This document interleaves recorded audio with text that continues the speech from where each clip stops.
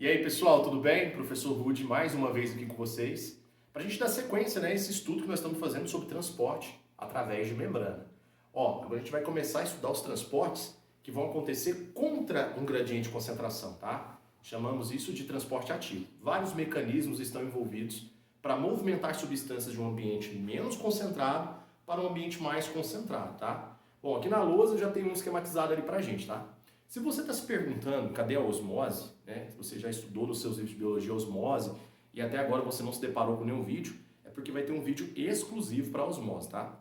Alguns autores de biologia tratam a osmose como um transporte à parte, tá? Porque a osmose, na verdade, é a movimentação do solvente, enquanto aqui a gente está falando da movimentação de solutos, né? Minerais, moléculas que podem ser dissolvidos, beleza? Depois a gente fala sobre osmose. Por enquanto, vem comigo. Vamos lá. Vamos falar sobre transporte ativo e os mecanismos envolvidos. Antes de mais nada, você tem que entender que o transporte ativo, para ele acontecer, ele sempre vai envolver gasto energético. É um tipo de transporte onde a célula paga para movimentar substâncias de um meio menos concentrado para o mais concentrado, tá? Ou seja, contra um gradiente de concentração. Então anote aí, por favor, transporte ativo, ó, ocorre contra um gradiente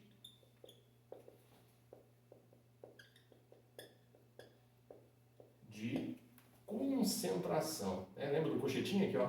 Cochetinho significa concentração de alguma coisa. Galera, não sei se é da época de vocês, mas na minha época, quando eu era mais jovem, eu ainda sou jovem, né? Tô brincando. Existia uma marca de televisores, né? Chamada de Gradiente. Não sei se vocês lembram disso. Acho que essa marca foi até comprada. Isso acontece, né? Uma marca compra outra. Bom, o que eu quero que vocês entendam é o seguinte. Gradiente significa diferença. Então, a televisão, os eletroeletrônicos, eles tinham como diferencial, né, a expressão diferença. E aí eles escreveram com esse sinônimo gradiente. Então, toda vez que você lê essa palavra gradiente, você vai se lidar com diferença. Tá? A palavra gradiente significa diferença. Se você não lembra, tá aí, tá? Diferença. Belezinha? Bom, vamos lá. O mecanismo talvez mais explorado nos exercícios e textos de biologia sobre transporte ativo seja a bomba de sódio e potássio. A bomba de sódio e potássio é uma proteína de membrana, coloquei ela aqui de verde para vocês. Proteína bem grande, bem bonitona. E essa proteína ela tem a função de manter, né, as concentrações diferenciais de dois minerais importantíssimos, o sódio e o potássio. Aqui no meu desenho, ó, no meu esquema de quadro, eu coloquei o sódio como se fossem essas bolinhas vermelhas. Ó, o sódio Na+, coloquei aqui como se fossem essas bolinhas vermelhas. Vale ressaltar que em situação normal, natural, você tem uma maior concentração de sódio fora da célula, no ambiente extracelular. Vou colocar uma setinha aqui apontando para cima para representar isso, beleza? Ok. Agora, lá dentro da célula, olha só, eu coloquei aqui umas bolinhas azuis. Essas bolinhas azuis, elas estão representando potássio, né? Que é representado também com o símbolo K+. Vale ressaltar que o potássio, dentro da célula, na célula, né, no ambiente intracelular, ele tem uma concentração maior. Então, olha que loucura, você está se deparando com íons, né, espécies químicas carregadas positivamente, cátions, com concentrações diferenciais, fora e dentro da célula. O que vai acontecer? Bom, por mecanismos de transporte passivo, esses minerais eles vão passar do meio mais concentrado para o menos concentrado, ou seja, o potássio ele vai se difundir para fora e o sódio vai se difundir para dentro. O sódio, pessoal, para se difundir para dentro, ele conta com canais, chamados de canais de sódio. Eu até coloquei um aqui para você, ó. Tem um canal de sódio. Vou colocar aqui, ó. Canal, ó, de sódio. Aqui tem um outro canal também, vou falar dele daqui a pouco, tá? É um canal diferente, fiz até com uma cor aqui diferente. O que é um canal mesmo? Vocês lembram da última aula? O canal é uma proteína que permite a passagem de alguma substância de um ambiente para outro. Os canais eles são muito requisitados, né, no processo conhecido como difusão facilitada. Então, por difusão facilitada, o sódio entra dentro da célula. Existem umas particularidades sobre esses canais aqui de sódio que a gente vai voltar a falar lá nas aulas de fisiologia da transmissão do impulso nervoso, né, dos potenciais de ação. Por enquanto, só presta atenção. Para o sódio entrar, ele conta com um canal para isso. O potássio também, viu, pessoal? Embora não esteja desenhado aqui no meu quadro, o potássio ele difunde para fora, ou seja, do meio mais concentrado para o menos concentrado, usando um canal chamado de canal de potássio. Esse canal ele é menos, digamos, ele é menos exigente para o seu comportamento, para a sua função, para a passagem de potássio, tá? Mas não é o assunto dessa aula. O assunto dessa aula é você entender o funcionamento da bomba, beleza? Show de bola. Então vem comigo. Bom, o que vai acontecer? Vai acontecer o seguinte: esses minerais ou esses íons eles vão se difundir e aí a bomba de sódio e potássio entra em ação. A bomba de sódio e potássio, ela funciona da seguinte maneira. Vou representar aqui com a minha mão para você ver. É uma proteína grande e ela apresenta esses sítios de encaixe. Nesses sítios de encaixe vão se encaixar tanto o sódio quanto o potássio. E ela funciona mais ou menos assim, ó, pessoal. Ela fica fazendo esse movimento aqui que eu estou fazendo com as minhas mãos, ó. Esse movimento. Quando ela faz assim, olha só, entra o potássio que saiu e sai o sódio que entrou. Quando ela faz assim, ó, ela deixa dentro da célula o potássio que havia saído e recolhe o sódio que entrou. Quer ver? Dá uma olhada aqui para você ver, ó. Do jeito que ela está aqui, olha o que ela está fazendo, ó. Ela está recolhendo, ó, recolhendo o sódio, beleza? E está liberando o potássio. Tá vendo aí? Então ela fez esse movimento aqui, ó, liberando o potássio e recolhendo o sódio.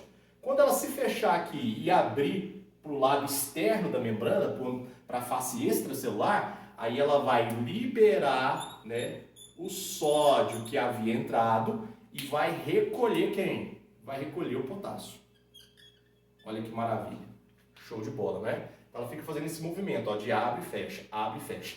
Para ela fazer isso, olha que loucura, pessoal, é necessário ATP. ATP é aquela molécula, aquele dispositivo energético que a gente estuda lá no metabolismo energético, respiração celular, né?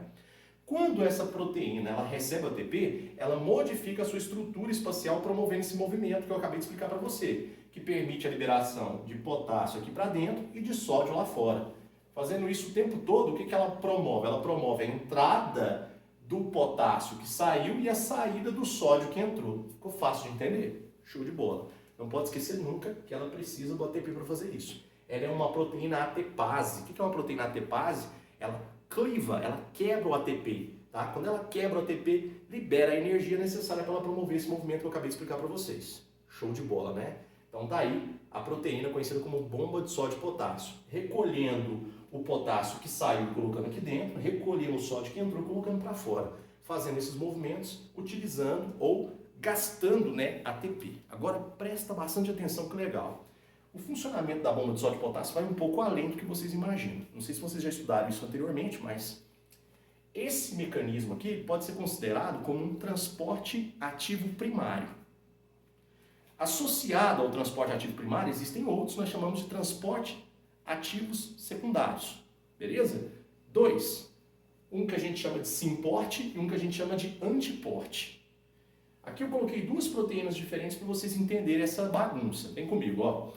À medida que a bomba de sódio vai colocando o sódio para fora e o potássio para dentro, olha que loucura, vai criando aqui fora um gradiente de sódio. E esse gradiente de sódio, ele fica muito instável por conta da igualdade de cargas entre as espécies químicas. Logo, o que vai acontecer?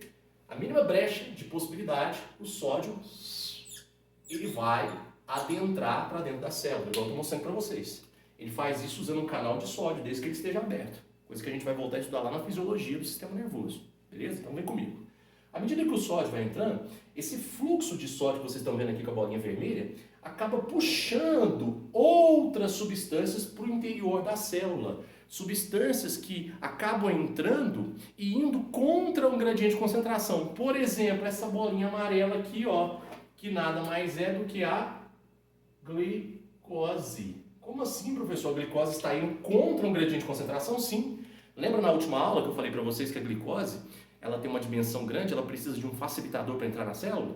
Pois bem, a glicose vai entrando e vai se concentrando dentro da célula. Chega um momento que o interior tem mais glicose do que o exterior, mas mesmo assim continua entrando glicose. Por que continua entrando glicose? Porque a glicose ela se aproveita desse fluxo de sódio que está acontecendo pelo canal. Esse fluxo acaba puxando ela para dentro, ou seja, contra um gradiente de concentração. Esse fluxo que está acontecendo no mesmo sentido, ó, tanto o sódio quanto a glicose estão no mesmo sentido, a gente chama isso aqui de simporte. SymPort. Tá?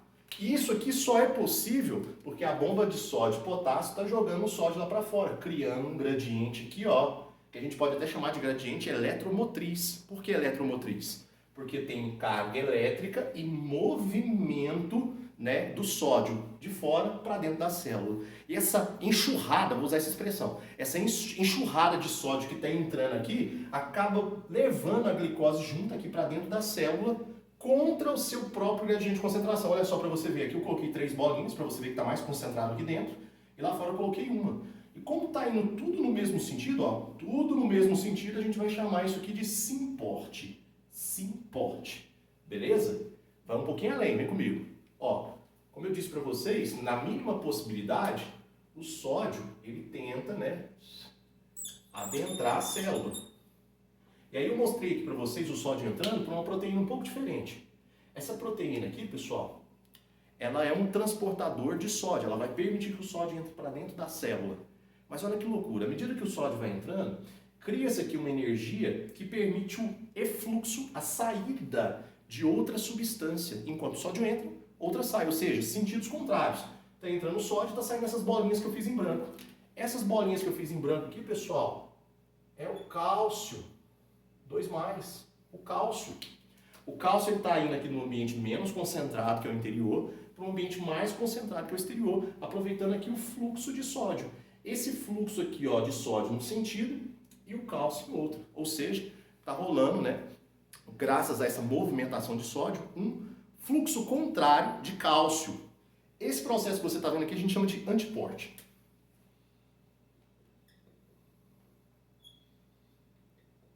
E mais uma vez, isso aqui só é possível graças à atividade da bomba de sódio e potássio. Então vem comigo mais uma vez para a gente encerrar essa aula. A bomba de sódio e potássio, ela tem a função de colocar o sódio para fora e o potássio para dentro. Para fazer isso, ela gasta energia, porque ela funciona assim, ó. Ela fica se movimentando na bicamada lipídica. Quando ela se abre para o interior, ela recolhe o sódio que entrou e libera o potássio que tinha saído. Quando ela se abre para o exterior da membrana, ela libera o sódio que havia entrado e recolhe o potássio que saiu, beleza? Então ela fica fazendo isso. Para ela mudar a sua conformação estrutural espacial, ela gasta ATP. É necessário clivar o ATP para liberar energia para acontecer isso. Alright, né? Bom, jogando o sódio aqui fora, cria-se aqui fora, no ambiente extracelular, um gradiente que a gente pode chamar de gradiente eletromotriz.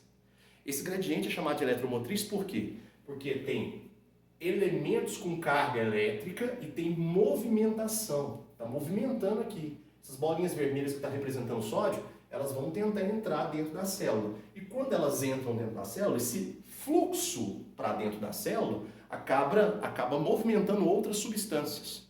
Quais substâncias? Olha aqui, ó, no mesmo sentido, a glicose, um processo que a gente chama de SymPort. No sentido contrário, à medida que o sódio vai entrando, o cálcio vai saindo. O sódio vai entrando, o cálcio vai saindo. A gente vai chamar isso aqui de antiport. Beleza? E aí você consegue fazer uma classificação, embora seja muito técnica, pode aparecer em algum exercício ou em alguma leitura que você esteja fazendo. Vem comigo. Aqui você tem um mecanismo primário do transporte ativo e aqui um mecanismo secundário do transporte ativo. Mecanismo esse que depende da ação da bomba de sódio e potássio para criar um gradiente chamado de gradiente eletromotriz de sódio. Beleza, pessoal? Espero que vocês tenham entendido. Eu vou deixar vocês à vontade para copiar, tirar um print do quadro e logo eu volto com mais informações sobre transporte ativo. Fui!